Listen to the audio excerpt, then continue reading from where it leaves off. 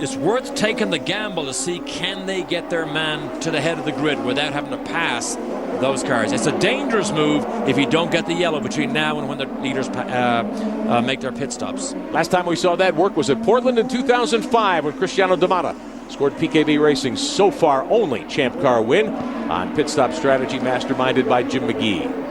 But we'll see if it can work today for Buddy Rice and Derek. The other issue that I'd heard from the Forsyth team was red tires. He doesn't seem to have yet figured out how to use the Bridgestone Reds. And the braking issue. He brakes later and harder than he has in the past, and he hasn't quite got used to just how hard you can stand on these brakes. But Ranger is giving it all he can. He must be getting frustrated, Cameron. Well, I'm here with Eric Batchelor, team owner for Andrew Ranger, and Andrew told me before the race, Eric, that he was battling balance problems all day. Is he still having the same problems? Well, that's what he says on the radio, but I can see that he's been locking up the brakes quite a lot.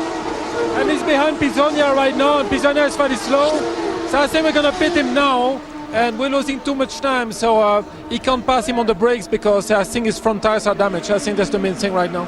There you have it, Eric Batchelor bringing his driver in, gets the tires on that car, damaging him under braking behind Pisonia. Well, now we've seen a second car try that early stop strategy. Ryan Briscoe, who's making good progress and had gotten himself up to 8th in front of Pisonia, but Rousport decides to pit him in the 10 car early, and Briscoe also hoping for a caution before the second round of pit stops would be necessitated as Pisonia continues to lead. Andrew Ranger, Buddy Rice back there. This is a battle for position, of course. You've got 8th, 9th, and 10th. Jan Halen in the mix.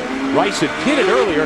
He was shown 15th last time by. And Briscoe's lap time when he ran by himself was a 1:29.5. That's about the pace Bruno Junqueira is running in third place. And it's about 6 or 7 tenths slower than Wilson and Sebastian Bourdais. Pisonia fighting hard in that Lexington Energy 18 car for the Rocket Sports team. New backing for that team before they went to Surfers Paradise. Pisonia on board full-time at the moment. Let's ride here with second-place driver Justin Wilson in the CDW 9 car. The Rousport team's entry that won here 1 year ago. They won also earlier this season at Edmonton. Wilson needs a 7th or better to take second in the Champ Car World Series this season. And just so as people know, he broke his wrist. There's actually a screw inserted in the scaphoid bone in his right wrist. It's the quickest way to heal it and give it strength back. But it was risky to try and come here and race. But with the brace, he certainly has been quick enough so far.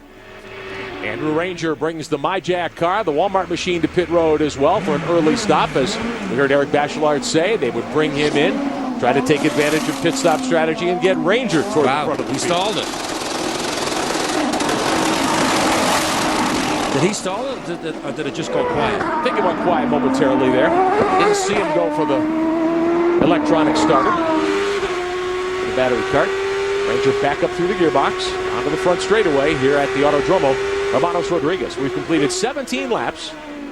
Bourdais leads Justin Wilson now by just 7/10 of a second as we check in on that battle for the lead. And here's Wilson. Took a look to the inside as they headed toward one. Every session this weekend, Wilson has had the fastest car.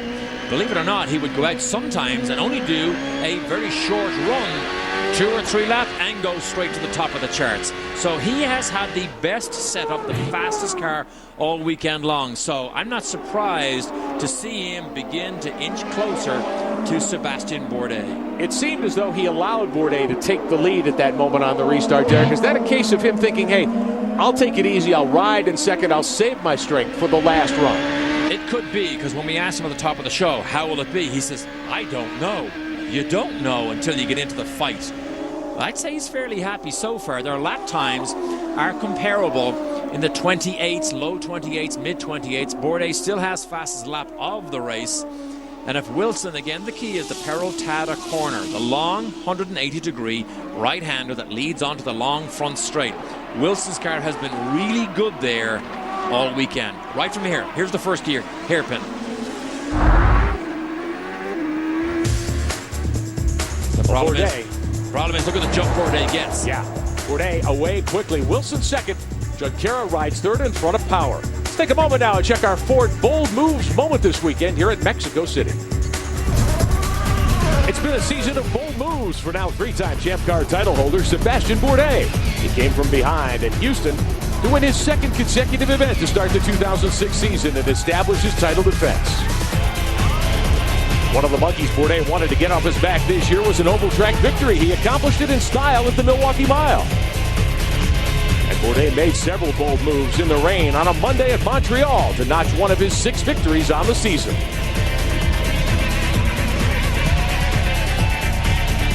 Bourdais locked down his 3rd straight title at Surfers Paradise with an 8th place run. Ford Racing congratulates Sebastian Bourdais and Newman Haas for winning the 2006 Champ Car World Series title. Welcome back to Bridgestone presents the Champ Car World Series, powered by Ford, with the Grand Prix of Mexico City to wrap up 2006. Tonight on Speed, you can get in the wind tunnel with Dave Despain. Get fired up, give Dave a call at 866-W-TUNNEL. The more animated you are, the more you'll be heard on Wind Tunnel with Dave Despain at 9 Eastern, only on Speed 6 Pacific time. Mario Dominguez in the Pemex car for Rocket Sports. He was involved in that early wreck. Sebastian Bourdais, Justin Wilson battling down into the corner. The leaders just whipping by again. Show you the restart. Dominguez got caught in a wreck just as they came to the start-finish line. It was with Catherine Legg. He's on the right side. Catherine moves over, not knowing that he's there. There's the incident right there, right side.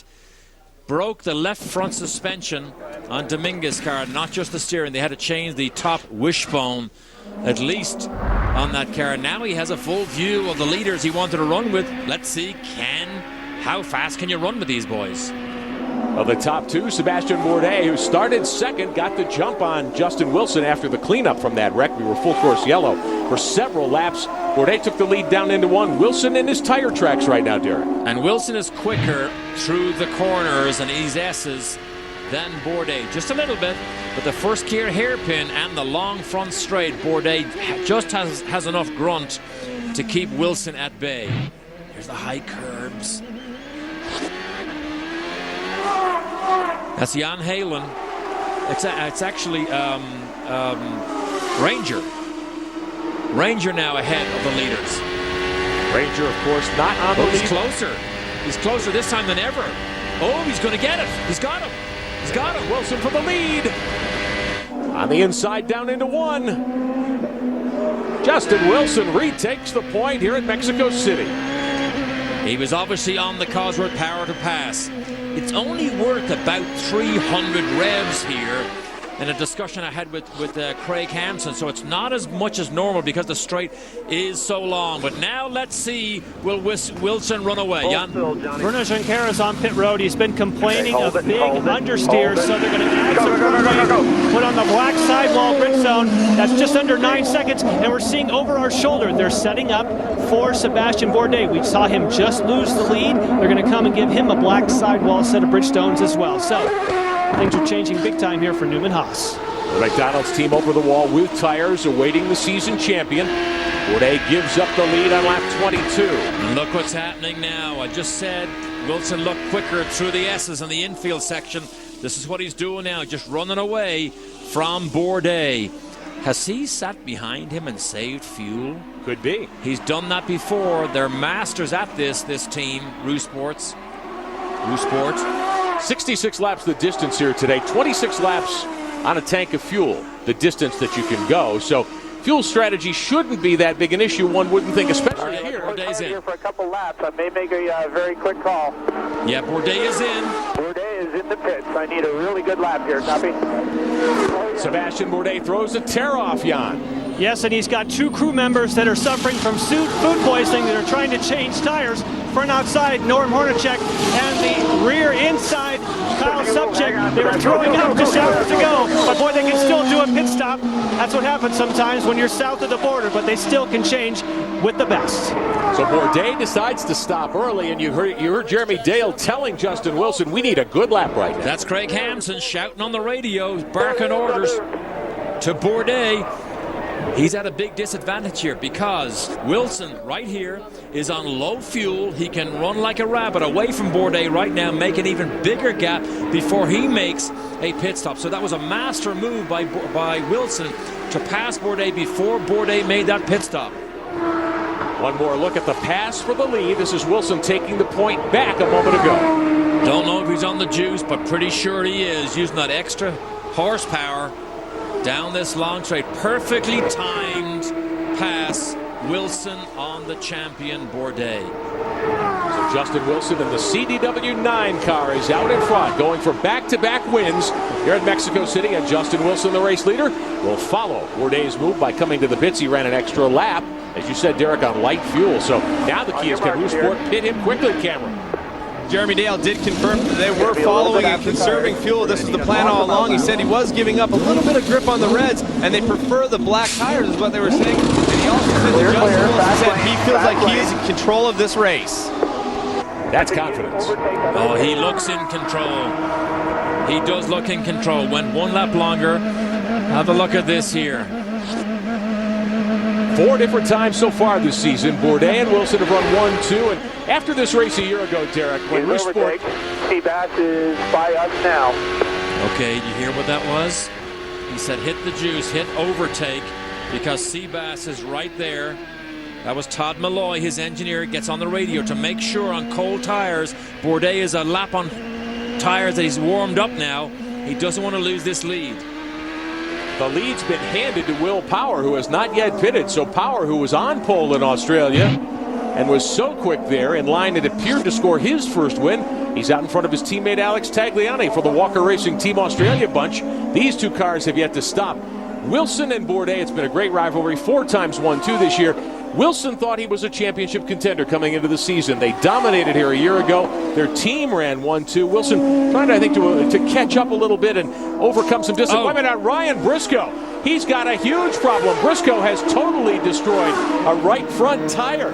Briscoe ran over something, obviously. So for the second time today, Briscoe in the Rousport 10 car's got a tire problem, and he will try to nurse that car around to pit road.